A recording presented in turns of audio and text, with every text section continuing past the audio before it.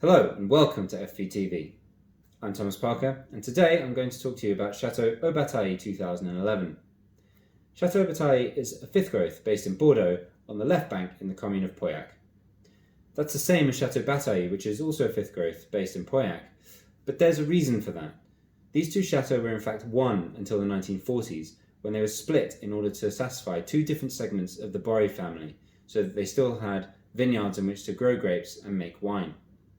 As a result, since then, the chateau has been run and the wines made by different segments of the Bordeaux family, most recently by François-Xavier Bordeaux and his daughter Emmeline Bordeaux, who also make Chateau Grand Prix Lacoste.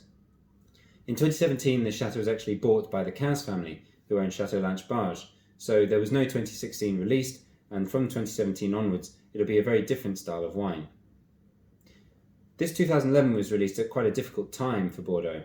It followed the 2009 and the 2010 vintages, which are both great vintages that people bought a lot of, so they didn't really have any reason to buy another vintage, particularly when people thought that some of the wines were released at quite a high price. The wines were also quite tannic in their youth, so it didn't have the charm and the fruit forwardness that the 2012s had. You couldn't really drink it in the first 4 or 5 years like those wines. Therefore, people don't really know these wines, so I'm hoping that with tasting this wine, we'll understand that now that these wines are nearly a decade old, some of them are really ready to drink. This wine itself is 75% Cabernet Sauvignon, with the rest Merlot, as you'd expect in Pauillac. It was raised in 60% new French oak, with the remainder used French oak from previous vintages. Let's take a sniff.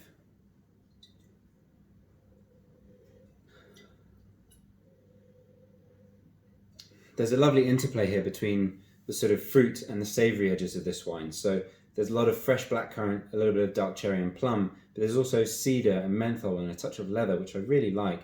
It's got that really classic Médocaine kind of style with interplay between that sort of freshness and fruitiness. On the palate,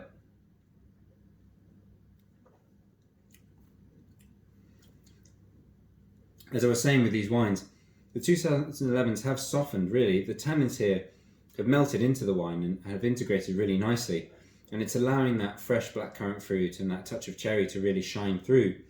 There's an intermingling of dark and red fruits here, which I really like, and a real freshness of acidity that really sort of adds some sort of zip to the wine. The spice is really subtle and in the background after nearly a decade in bottle, so it's that more kind of cedar, maybe a touch of toast, but the fruit is really what's shining through. And also that savoury edge. There's definitely some tertiary here, a little bit of undergrowth, a little bit of leather, and I really like where this wine is now. I remember tasting a lot of 2011s en primeur and finding them a little bit tough, a little bit hard. And now this wine is completely different. It doesn't feel like a sort of hard vintage like your sort of 96s, 2002s anymore. It's now showing a little bit softer, a little bit more approachable.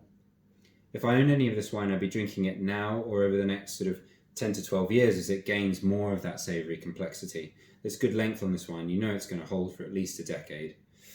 If you'd like to know more about this wine or about the other wines that Far Vintners have to offer, as always, go to farvintners.com. Until next time, cheers.